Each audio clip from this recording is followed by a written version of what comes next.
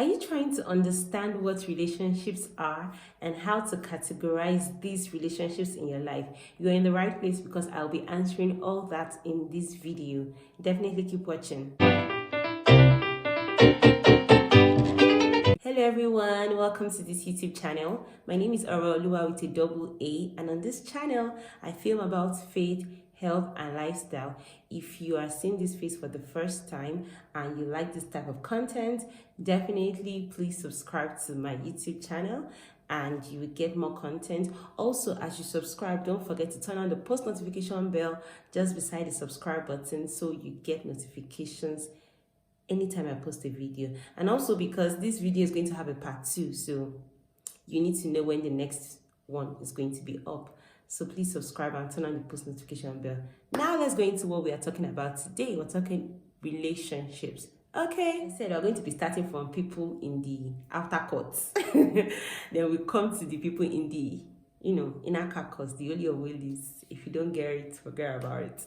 Anyways, we're going to be starting from people that are acquaintances. Yes, who are these acquaintances? People that you have occasional contacts with. Hello, hi, you just bump into each other and you greet, or people that are your next door neighbors and you just say hi Joe, bye Joe. I don't know why I'm missing the name Joe, but hi, bye, you get. Or people that are your co-workers, people that you interact with because you have to. Do you get what I'm saying? You just bump into each other and you interact. There's no emotional connection. You just know this person's name. No form of conversation has been struck. You don't know what this person likes. You don't really know anything about the person. It's just there. Acquaintances. And most relationships that develop to become close friends or intimate friends usually start from this level before it advances, right? But you need to know that people can remain acquaintances forever. They don't have to advance. Anyway, let's move. So from acquaintances, some people step up to become your casual friends. What do I mean by casual friends? People that you interact a lot more often than the acquaintances. Like I said, an acquaintance can be hi, bye, and that's all. But a casual friend is someone that, you can discuss, you talk about things of common interest, and you interact with a lot more often. Like circumstances bring you together. Probably you guys were roommates, or you people are working together and you have no choice but to interact with this person. Okay, you have no choice but to interact with this person. It can be someone that you have to work with. It could be in church, it could be anywhere, maintaining a good cordial relationship. Here, there no feelings are attached. Two people have to work together or live together or cohabit. I'm talking about roommates now, not opposite sex. Yes, live together to be able to make things work, and everybody should just live peaceably. So those are what we call casual friends, people that you have to interact with, but it's not so serious. It's not that deep. Tell you, okay, this person is getting married, and like, oh, congratulations. It's someone that you can go and say congratulations because it's not more an acquaintance. It's a casual friend. You know this person's name, and you're being told that, oh, this person is celebrating something. You wish the person happy birthday, and all that.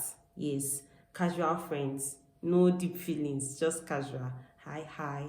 I greet you. How was work today? Okay, bye. You see, at first it was hi and bye for the acquaintances, but for now you're like, hi, how was work today? Hope you are good. Did you eat or something like that? I brought snacks. Do you want some? And then bye. So the relationship has advanced a little bit. Now, let's come closer. At the end of this video, I will give a typical illustration of people that we all most likely know and how they graded their friendship, and I'll tell you their names and everything. So keep watching till the end. So let's talk about the close friends. These people are people that you have grown from just being people that have to be in the same space together to people that actually want each other's company to some extent. Okay, so you share the same interest of, you like the same type of songs, or you like the same type of movies, or you have similar values. You notice that this person is a person of integrity and you are drawn to such kind of people. So these are things that can bring you together. It's something that is binding you together other than things that have to bind you together. You know, in this stage, there is extra personal information that comes into this. Now, this person probably knows you a lot more about you, what you like, some things that you don't like, some things that you fancy, some things that are important to you. So these are the people that are your close friends. And note, this is not the peak. There is still somewhere we are going. Now let's talk about the intimate friends, the people that are in your innermost carcass, like your core friends. It's the same thing for intimate friends. You call these ones your core people that really matter to you. Now, every stage of friendship is important, but you know the deep ones. Yeah, you know the deep ones.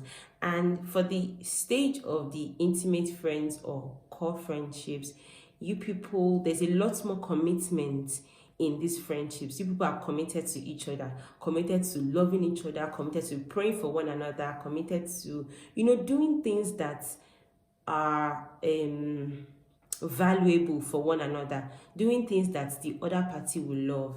You know, you have crossed the stage of acquaintances, casual friends, close friends, and you have become intimate friends. You are sharing a lot more personal information. This person really knows you. Okay, in this stage of intimate friendship or core friendship, it is the stage where you are actually being vulnerable about who you are, and you know the in-depth, you know, for the casual friends, there are people that you still, oh okay, you don't want to, you know, show you're still very careful. But the close friends, you allow a little, but the intimate friend, you're like, this is me, you know. So the intimate friends are the people that are in your innermost because they're supposed to know you.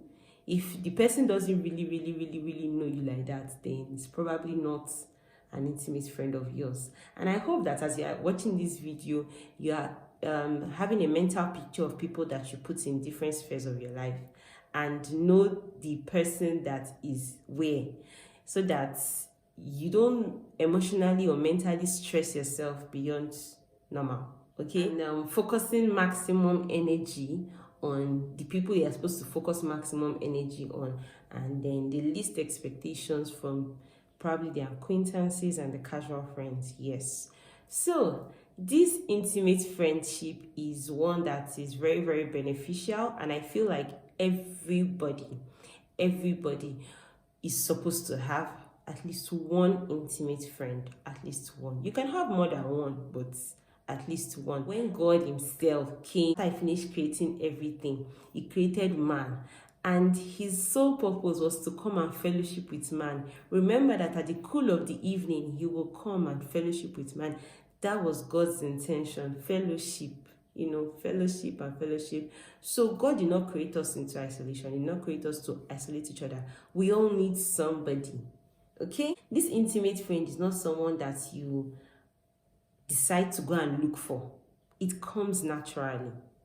It comes naturally. You don't say you want to go and, oh, I need a close friend, or I'm looking for a best friend. Then you try this person out, try this person out, try this person out, because you are looking for a best friend. It doesn't work like that. In my opinion, it comes naturally. You would eventually find the person that you are drawn to, or the person that is drawn to you, and then you see whether your values match. It's a process. You come from the acquaintances, you become casual friends, and close friends, then where you begin to discuss more often, and then you advance to intimate friend if the person is actually going to be an intimate friend of yours. And there are some times where you realize that this person, you're just going to end as a casual friend, or you're going to advance to become one of my close friends, but you need to know gradually.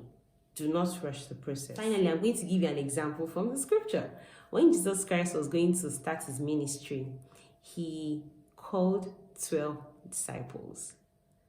You know, he picked them. John, Peter, Andrew, James, Judas. He called all of them. and then he picked 12. In the context of what we're explaining now, we can say that Jesus Christ had 12 acquaintances, but we don't know how many really advanced into the casual stage, but I can tell you for certain that Jesus had 3 close friends while he was on earth amongst the disciples. Now, aside the disciples, there was still Lazarus. 3 close friends of Jesus amongst the disciples are Peter, James, and John.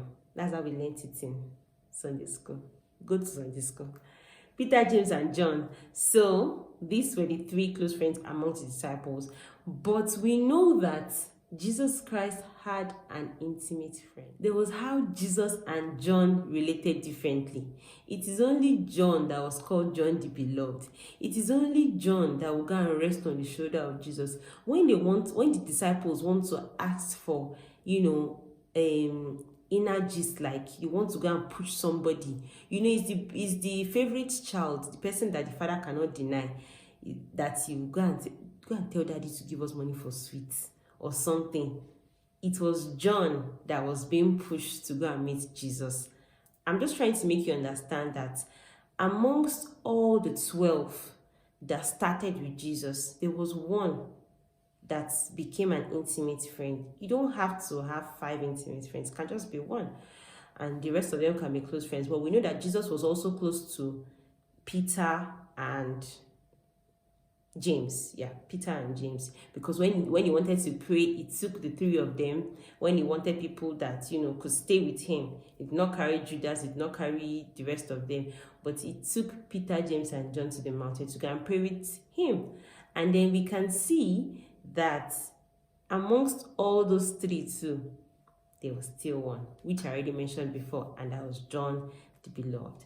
So we can see from the life of Jesus that he needed these friendships and these relationships. In case you're wondering how to discern these friendships, like you don't want someone to be the one to push you to the close friend or casual friend section of their life or compartment of their life. You want to actually decide by yourself and discern who and where you put these people.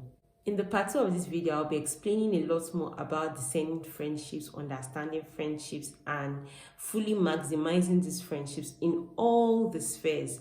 Okay, I'll be explaining a lot about that, and I will see you in my next video. If you enjoyed this video, don't forget to give it a thumbs up and watch out for the next part. See you in my next video. Bye.